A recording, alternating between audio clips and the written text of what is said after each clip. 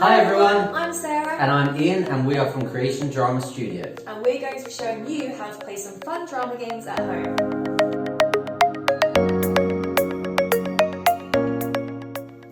This game is called Questions. It's a very, very simple game. All you need is two people, and you can either have a conversation or you can make up a scene. But there is one rule. You can only ask each other questions. As soon as someone says something that is not a question, they lose. Simple. This is how you do it. Are you going to the festival? Was that the festival with the ice lollies? I think Eminem is playing there, is he not? No, that's right. Did you see Lucy last week? Is that Lucy Smith or Lucy Wright?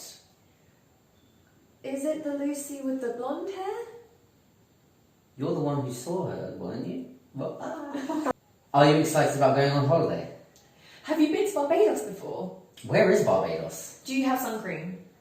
What factor should I use? You were quite pasty. Would you like an ice cream?